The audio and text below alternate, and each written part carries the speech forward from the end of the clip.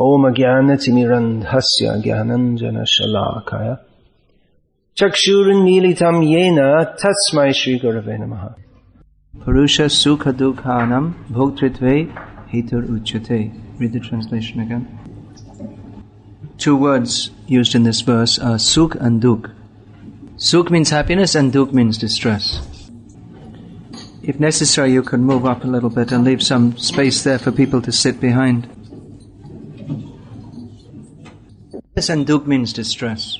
Everyone in this world is trying by various means to become happy and to mitigate distress. Happiness is generally considered in terms of birth in a high family, having plenty of money, being well learned, and having beautiful and healthy body. These are four principles of material happiness. Janmaishvarya Shruta Shri. And material distress, there are also different forms. Poverty, ill health, being complicated in a legal case, being criticized by others, too hot, too cold. These are different kinds of material distress. So everyone in the material world is trying to increase their happiness and decrease their distress. And this seems like the most sensible thing to do. Does it not? It doesn't make any sense not to try to be happy. In other words, if you can make some money and live comfortably, why not? If you can enjoy life by sense gratification, why not? That's why often people, they are surprised when they see our Hare Krishna movement, that so many young people join this movement. And people are surprised. They say this is the time of life when you should be enjoying. When you are young and healthy, you can enjoy life more. However, the members of the Hare Krishna movement are very intelligent because they have understood that there's no enjoyment in this material world. Here the words Sukh and Dukh, meaning happiness and distress, are used. But actually the happiness and distress in this material world are simply different phases of distress. This Lord Krishna explains in Bhagavad-gita. He defines the nature of this material world as Dukhalayam Ashashvatam. Dukhalaya means a place of misery.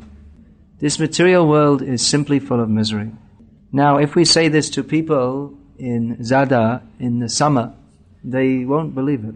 They'll say, where's the misery? Everything is very nice. The sun is shining. The sea is blue. We can lie on some bed in the sun, listen to some nice music, drink a glass of beer. This is happiness. And it feels, the breeze is blowing gently. So everything's very nice. Or so it seems. Now, certainly this kind of atmosphere is conducive to material enjoyment. Whereas if it's cold and raining for many days, then you feel depressed. So certain different situations within the universe are more conducive to happiness and some to distress. Sometimes people ask us in the Hare Krishna movement, do we believe in heaven and hell? Yes, there is heaven and there is hell. Heaven is not exactly as conceived of within the Christian tradition.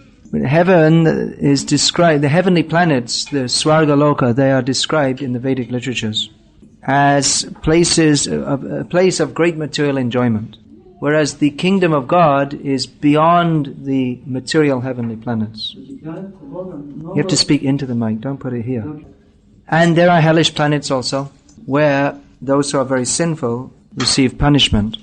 Now we may doubt this, but even on this planet we see places which are somewhat heavenly and some places which are somewhat hellish. Just like here, in this season, the atmosphere is somewhat heavenly. And if you go to Siberia, especially in December, it will not be very pleasant in any respect. Or even if you went to Bosnia, say 2 years ago, it would be not very pleasant in any way. In Sarajevo, there's graffiti on the wall, "Welcome to hell." So there are, even within this planet, we see there are places where there's more enjoyment and less enjoyment. The very atmosphere is like that. But the intrinsic nature is one of misery, unhappiness. Because there is repeated birth and death. That Krishna says, Dukhalayam ashashvatam. Dukhalaya means a place of misery, and the shashvata means temporary. Even if we think, I'm very happy here, we will have to experience the distress of being forced out of this body. And by the laws of nature, we will have to take another body to suffer repeated birth and death. So some people say, well, all right, there's misery, but why not just try and enjoy and be happy? The answer is because there is no actual happiness here. Even the so-called happiness is not happiness at all. You see, as much as people try to be happy by sense gratification, the more frustrated they become. In modern civilization is pressing more and more, enjoy, enjoy, enjoy. But there's no pure enjoyment in this world. Different examples are given. Just like sweet rice with sand in it. Do you all know what sweet rice is? If you don't know what sweet rice is, you've wasted 90% of your life. So, if they don't give it to you here in this temple, you should make a protest. Because sweet rice is a very nice preparation, made with boiled down milk and rice and sugar and spices and raisins and almonds. So it's very nice. Who wouldn't like it? So imagine you have a nice big glass of sweet rice and you're going to drink.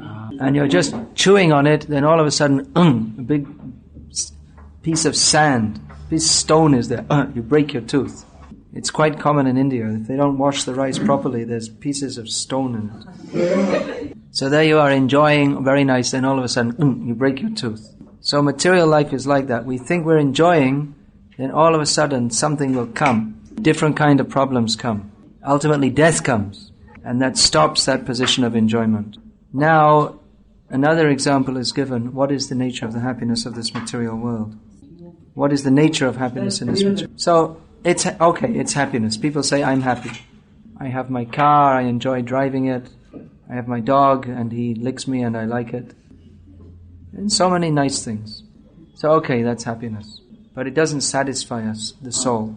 Just like if you're in a desert, you have no experience of a desert here, but you'll find in some places in India, in Arabia, vast desert, only sand for miles and miles. So if you're there, actually one year I was in North India, I was staying in Vrindavan in the summer, and every day the thermometer was going over 50 degrees centigrade. At night it used to come down to 45. So I read in the newspaper that just in another part of India, maybe some 500 kilometers from there in the desert, some Indian army soldiers had measured 62 degrees centigrade heat.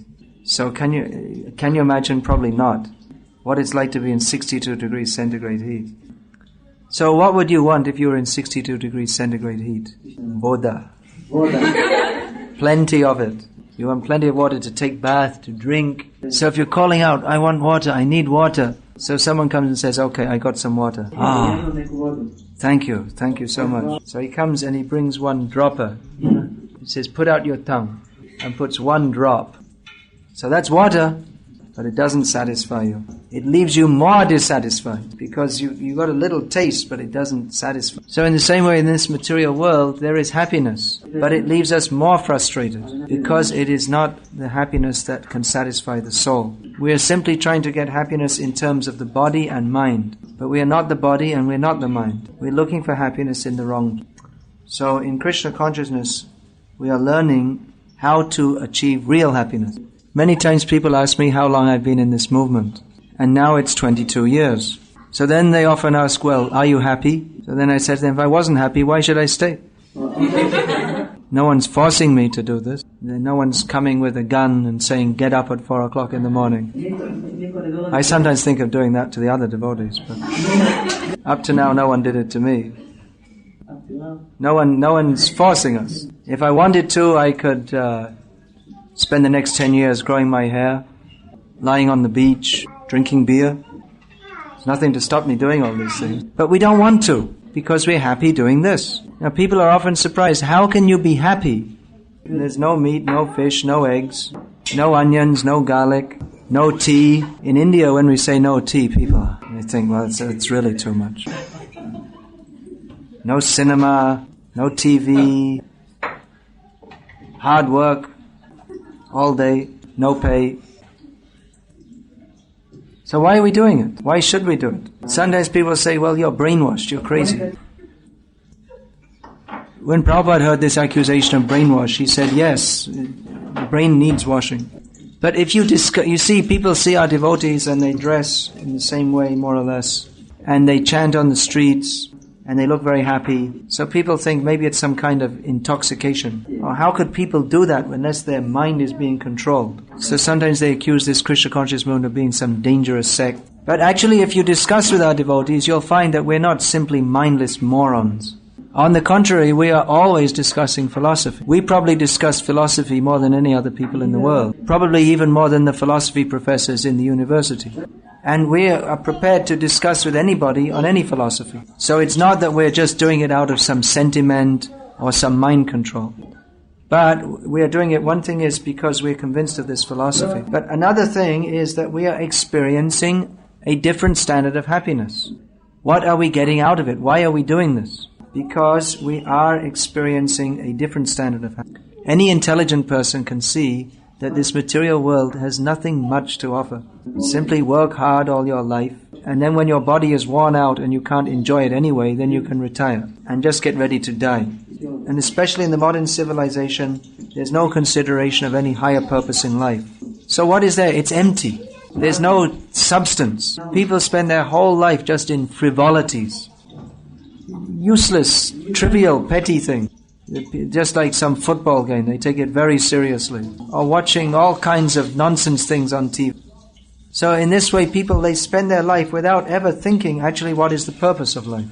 And actually the whole modern society, they say that we are brainwashed, but they are brainwashing the people and making them complete fools. You see all these advertisements, buy this, buy this, buy that. It's just making fools of people. Buy Coca-Cola. Now, if you actually stop and think, what is the benefit from drinking cola? It doesn't even taste particularly good.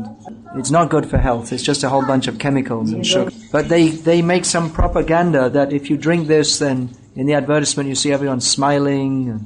But it's just some hoax to get the money out of your pocket, that's all. So all these things, they're selling cigarettes. Now, in this country, cigarette advertisements are banned, theoretically, because cigarette smoking is bad for health. But in other countries, they allow the advertisement, but it says smoking tobacco causes cancer, or it's bad for health, or something like that. So everybody knows that smoking causes lung cancer and so many different diseases. But they're promoting it by advertisement, and people are buying it because they are fools. Otherwise, why would you work hard to get money, and you spend it on something which kills you?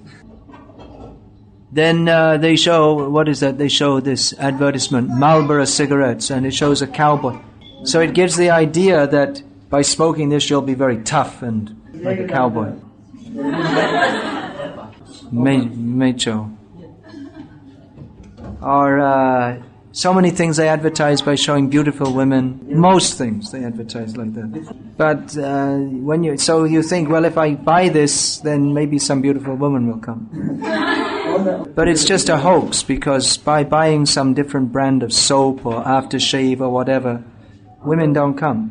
And even if they did, it wouldn't make you happy anyway. So this is just an example to show how the whole modern society is just making people into fools. If you buy something because you see the advertisement and you think by buying this some beautiful woman will come, then you're just a fool, that's all. So our Krishna conscious movement is actually meant for very strong-minded and clear-thinking people who have seen that this modern society, or in any situation in the material world, is just a big hoax, that's all. There's no happiness here. There's got to be more to life than simply getting born, eating some food, passing it out the other side, driving around in motor cars, growing old and dying. Is there nothing more to life than this? An intelligent person must ask this question. But where are you going to get the answer? You're not going to get the answer in the school, because they will simply teach you, well, just get a degree and get a job. But why? Well, everyone does it. That's not an answer. Everyone is growing old and dying, but what's the solution? There are so many big universities all over the world. And if you go and ask any of these big professors, what is the purpose of life? Why is there suffering? How can we get free from it? None of them can give you any answer. So in Krishna consciousness, we are interested to find what is the purpose of life. And we get the answer here in Bhagavad-gita, where Lord Krishna describes that the very nature of this material world is suffering. Even if you're living in Zadar and with the nice climate and all this, but that's just a thin covering over the sufferings of birth and death. And you don't see that people are particularly happy just because they live here. I'm sure you find plenty of miserable, sour-natured people here, isn't it? I mean, I know at least the only person I saw here was the guy downstairs. He was a pretty miserable kind of person. So in Krishna consciousness, we are understanding that actual happiness means Atmasukh, on the platform of the soul. There must be happiness, otherwise why are we looking for it? But there is no happiness in this material world. In Bhagavad-gita it is described that actual happiness means to know the source of all happiness, who is Krishna. Krishna means he who is all attractive. We chant the Hare Krishna Mahamantra. Hare Krishna, Krishna Krishna, Hare Hare, Hare Ram, Ram Ram, Hare Hare. This name Ram means the reservoir of all pleasure. Ramante yogino nante satyananda chidatmani iti Rama padenaso parang brahma vidhiyate. The definition of the name of Lord Ram means actual happiness, the reservoir of... So Krishna consciousness means to come in contact with the reservoir of all pleasure. And when we talk about pleasure, we're not talking about the cheap pleasures of this material world, but we are talking about the ocean of transcendental happiness that is experienced in relationship with the Supreme Personality of Godhead on the spiritual platform. Quickly, all our questions are answered. And even in the beginning stages of Krishna consciousness, we begin to experience a higher kind of happiness. In Krishna consciousness, we don't actually think how I can be happy, but we simply try to serve Krishna. That is our constitutional as eternal spiritual beings. So because it is our natural position to serve Krishna, by serving Him we become. Generally we think if we have to serve others, we won't be happy. That's why people, they like to come on a holiday. Because so many weeks of the year I'm working in a factory or an office, I'm serving somebody. But they're only serving for money. They don't actually like to serve.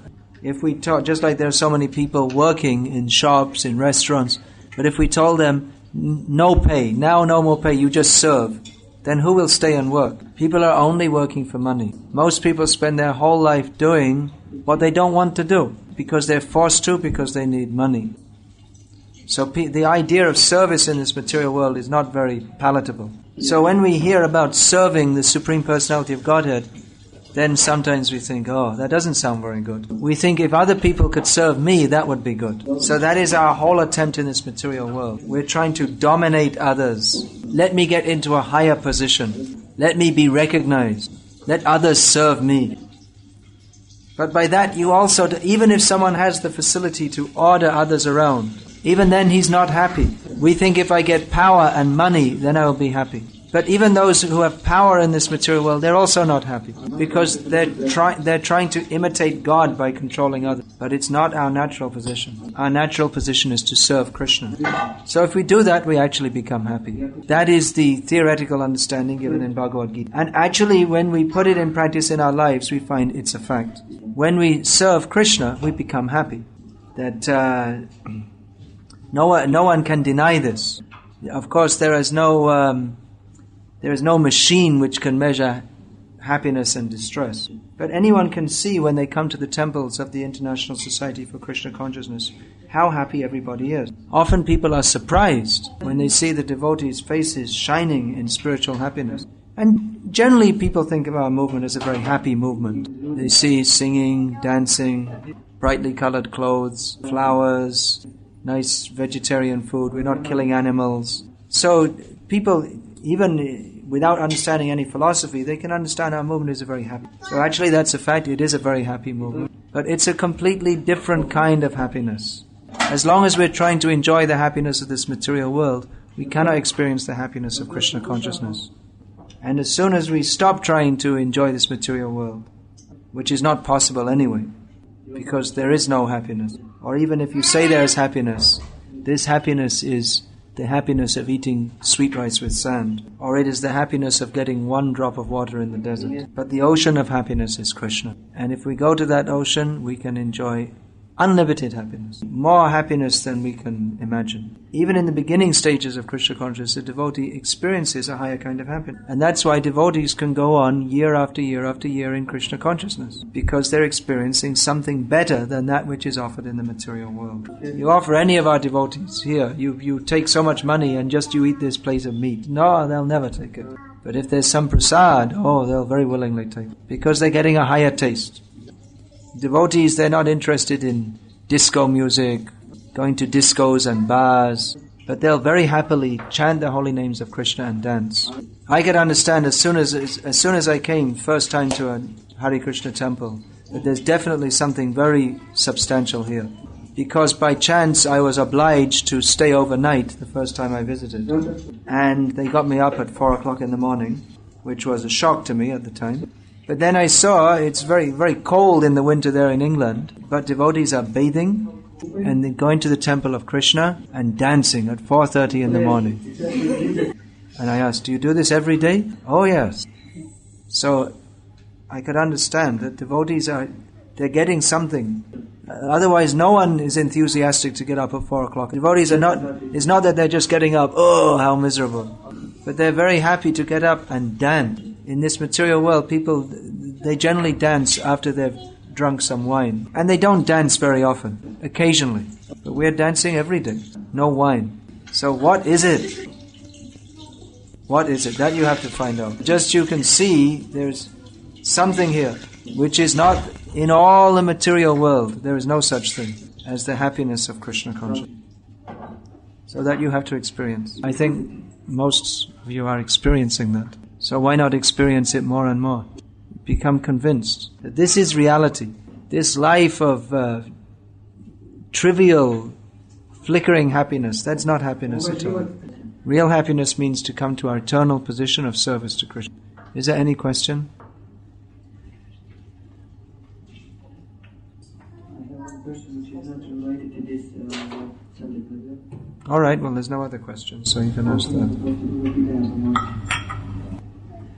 His question is it a person who is actually go back to the spiritual world again? Is it in a better position than the person which is not born yet to the material world? Who's not born yet, who's not fallen? No, everyone has their original constitutional position in relationship with Krishna. So you go to that point. There's the general situation. But whatever position we take in the spiritual world, that is the best position for the individual living being. Just like the cows in the spiritual world, they don't want to become gopis. They're completely satisfied being cows in the service of Krishna. It's not that they're thinking, it's no good being a cow, let me be something else. Because Krishna is a cowherd boy, he also needs to have cows. So whatever the situation one takes up in service in the spiritual world, the devotee feels fully satisfied. Actually, he was thinking about that the person who is came back to the spiritual world, he doesn't have again to come back to the material world because it is stated. But this person who is in the spiritual world, that's also the general position, but sense of independence is always there. The Tatashta Shakti, that means the middle level. He always has a sense of he always has his independence. He can choose to serve Krishna or not. That is never removed from him. So possibility is always there, but probability is not. We shouldn't think, okay, let me try and go back to God, and if I don't like it, I'll come back again.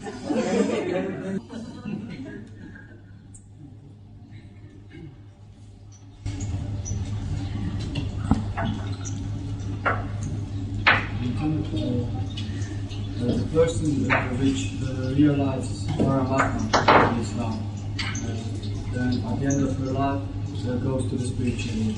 And does she goes to Vaikuntha planets and associate with Krishna, like her focus or something, or does it?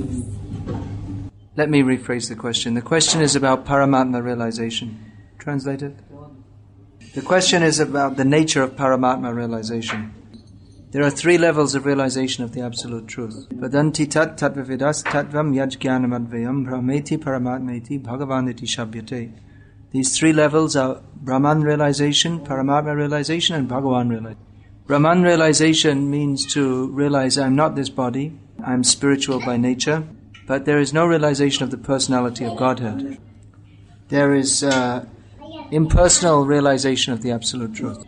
Bhagavan realization means to understand the Supreme Personality of Godhead, who is full in 6 opulences, and to realize his position, to realize our position as his servant. Paramatma realization is between these 2 phases. The yogis, they meditate upon the form of Vishnu. But they don't, Paramatma realization means to have realization of the form of Vishnu, but without full realization of his opulences, and without the attitude of surrender and service to him. Such yogis, they develop a devotion to Lord Vishnu in Shantaras. That means in a neutral way. It means they appreciate the opulences of Lord Vishnu, but they haven't developed their attitude of service. Now, according to the stages of development of a Paramatma realized yogi, he will get his destination. Generally, the yogis who meditate upon the Paramatma, because they don't have proper guidance from a devotee, they tend to mistake themselves as that Paramatma, and thus they only attain to impersonal realization. Those who are more developed, as I said, they develop the Shantaras, and they simply appreciate God is great. So they may attain a position in the spiritual world in Shanta. Those who are more fortunate will go beyond Paramatma realization to Bhagavan realization by the grace of a devotee. So it depends upon the level of development of the Paramatma realized yogi. But in the modern age anyway, we don't see any such Paramatma realized yogi. In this age of Kali, one has to take to the Sankirtan movement of Lord Chaitanya. Beyond that, these other Vedic paths can't be followed in the modern age.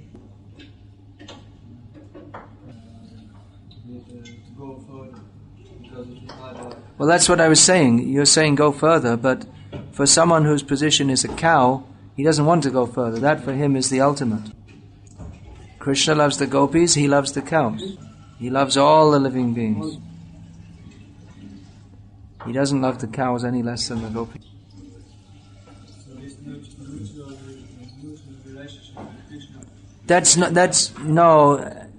Actually we say, there are 5 relationships. Shanta, Dasya, Sakya, Vatsalya, Madhurya. But many times it's only counted as 4. Because in Shanta Ras, the relationship hasn't really developed. It's distant awe and reverence.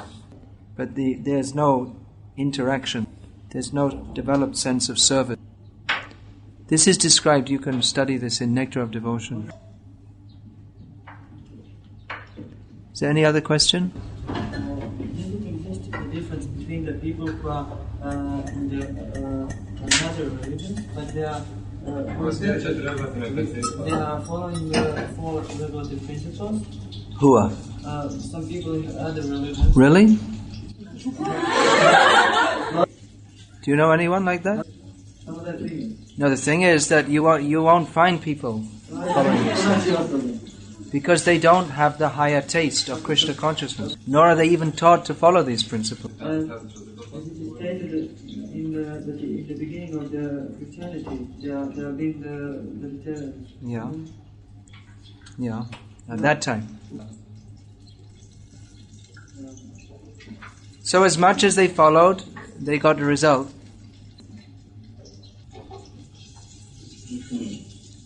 Jesus Christ, He came to teach love of God. He did not teach it in the same detail as we are receiving that knowledge today, but He taught basic religious principles. His teachings have been much misunderstood and misinterpreted. For instance, in Genesis it is stated that God gave dominion over the animals to man.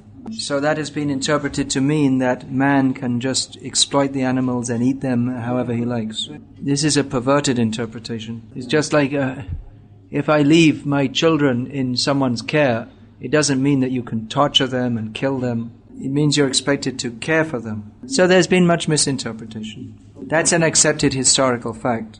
that the early Christians were vegetarians who believed in reincarnation. But at one point, for political reasons, the teachings of Christianity were altered.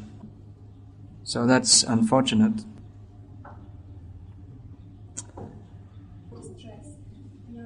Yes, good question. Ask this.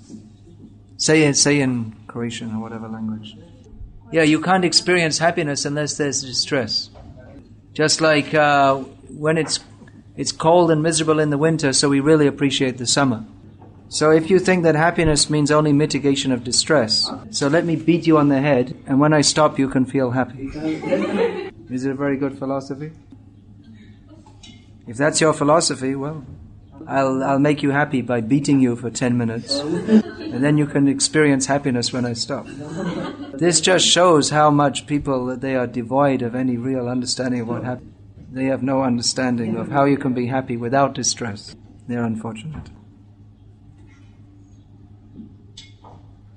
If that was true, then you should put yourself through more and more and more distress, just waiting that after some time I'll stop and then I can experience the relief.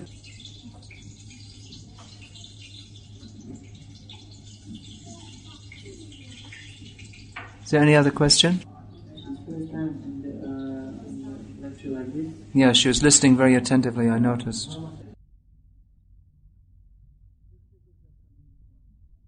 Krishna wants that we love him.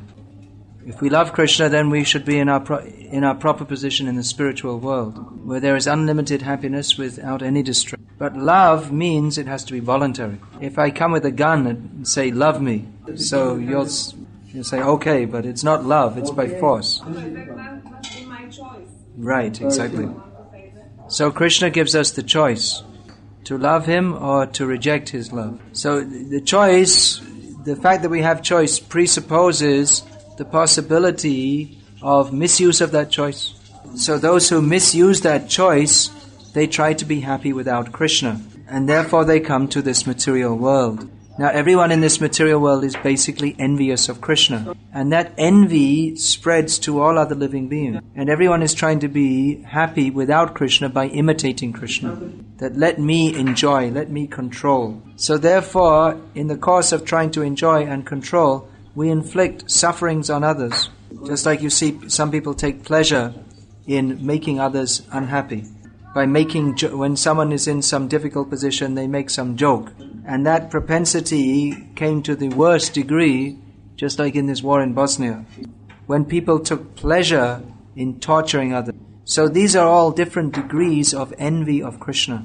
Now another factor is that because we cause sufferings to others, by the laws of nature, we also have to suffer. For every action, there is an equal and opposite reaction. So people don't even consider how much suffering they're causing to others.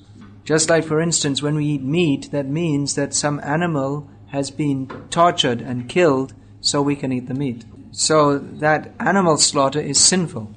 And because of mass animal slaughter, in the modern age there are mass slaughterhouses. And as a result, there is a karmic reaction. And therefore there are horrible wars. Just as the animals are horribly mistreated and killed, so people become horribly mistreated and killed because of mutual envy.